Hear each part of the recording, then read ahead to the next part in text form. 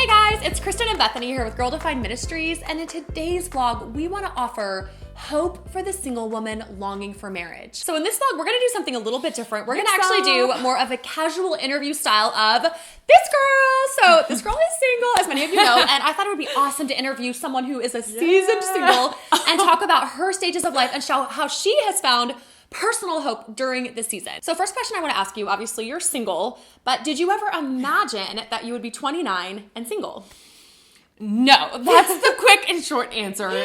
Definitely not. If you had told me when I was younger that I would be 29 and single, I would have probably cried because I literally would have imagined myself being 29, single, like the oldest, crustiest, like most miserable person. Like nobody would like me. Everyone would feel sorry for me. I'd probably be sitting on a front porch somewhere in a rocking chair, just like everyone feels sorry. Literally, that's the image that would come to my mind. And I just could never imagine it. I assumed that I'd probably be married by like 19, 20, 21. Single, like long-term singleness or singleness even till like pushing my 30s was never ever in my plan. So a lot of you might be able to relate to Bethany, and maybe you've had some similar thoughts like, if I get to a certain age and I'm still single, my life is doomed.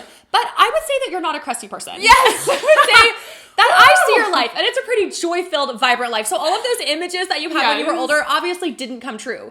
So being in a season, and for all of you out there who are in a similar season, how has it been for you, and how have you found hope during this time? Yeah, well, I know because I have a lot of friends and have interacted with a lot of women and young women who are my age now and who are finding themselves in an unexpected season of singleness.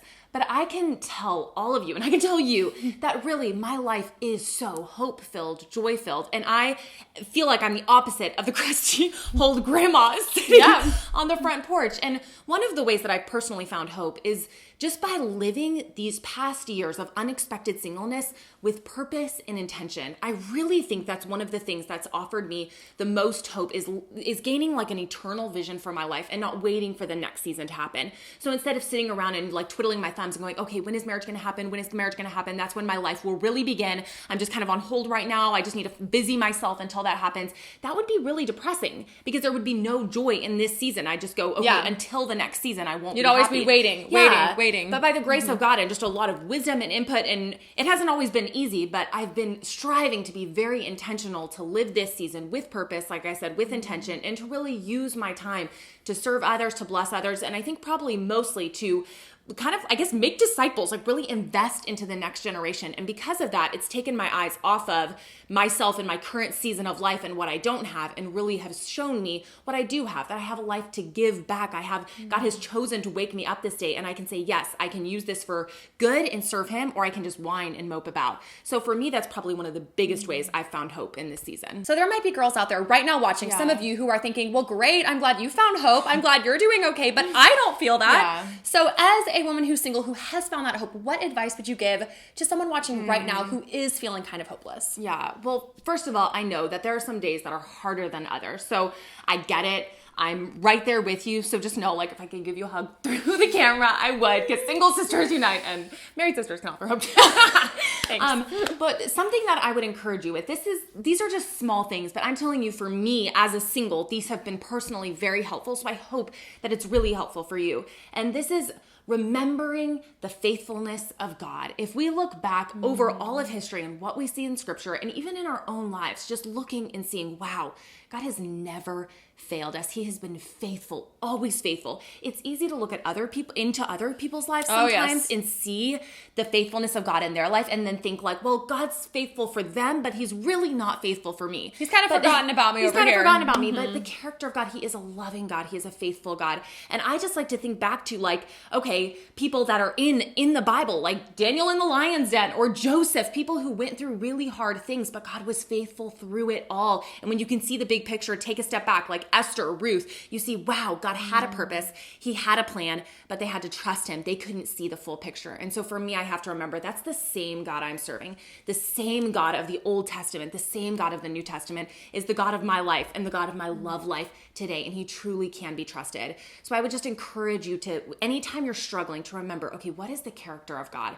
Who is God truly? And I can really trust him. Yeah, that's honestly so good, and not something just for singles, but for marrieds too. Yeah. That in our life, if we can learn to trust in God, that he is a good God, as the Psalms say, that he is good and he does good, that he is faithful, and his timeline may be really different than ours, but he can be trusted. I love that. That's such a good piece of advice. So do you have a specific verse that's been encouraging to you during this season of singleness? Anything that's kind of spoken to you, given you hope? Yeah.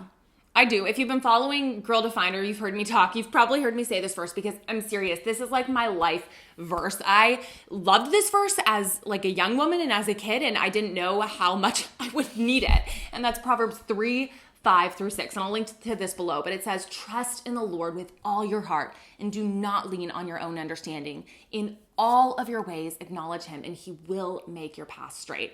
And that's something that I've just had to cling to, because I've had to say, wow, I have to trust in the Lord with all of my heart, including my love life, including my singleness, including all of this. I have to trust him with all of my heart, not lean on my own understanding the way I think things should be done, and really trust that through all of that, he will be faithful and he will direct my steps the way that he sees fit.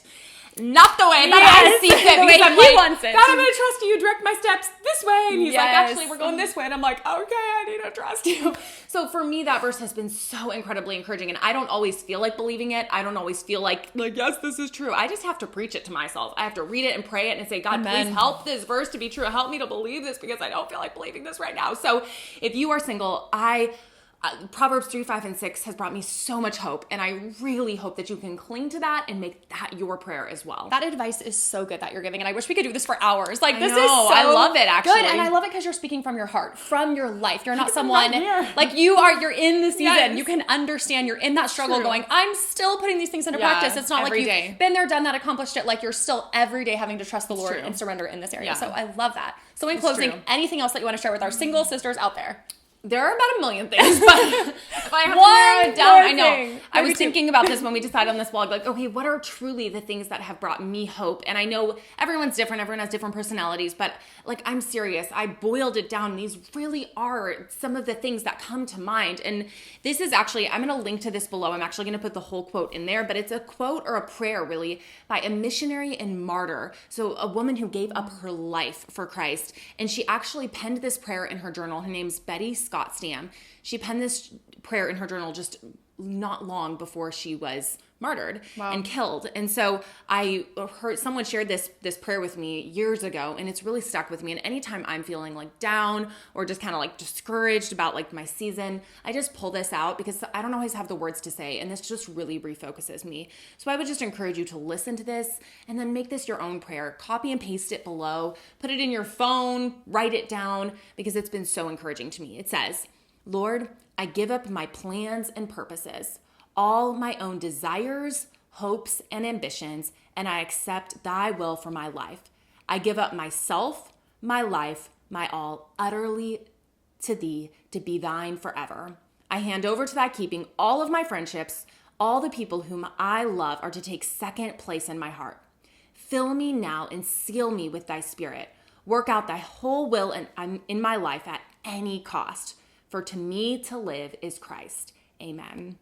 And that prayer is just, it's really encouraging because it's basically a prayer of surrender, saying, God, it's all yours. You can have everything, including my love life. Do with it as you see fit, because for me to live is truly to live for Christ. And that is the purpose of my life. And for me, that's what I want for my life. And I know as a single Christian woman, I know you desire that as well, but we don't always feel like it. So sometimes we need prayers like this to refocus us, re-help us. And that just brings me hope to just focus on these prayers and have words to say when I don't exactly know what to say. We hope for all of you single girls out there, and even married women who might need some True. hope in your life, these truths are practical for singleness Yeah. and for marriage. We hope this has been encouraging to you and has given you specific hope during your season of singleness as you're continuing to strive and trust the Lord. Thanks so much for watching this video. If you liked it, give us a thumbs up. And if you want to see more videos from us, we post brand new videos every Wednesday, and you can subscribe to our channel below. They're going to be like, maybe because you don't do your hair. It's Kristen and Bethany here with Girl Wait, Defined we do. I Ministries. did not word mouth. I was like, okay, good deal. Hope and help. I'm going to talk about Hope. season single. Was that the dumbest intro? No, that was good. The awkward ending. Yeah. Psalm 60. Oh, perfect on the good. break. Yes.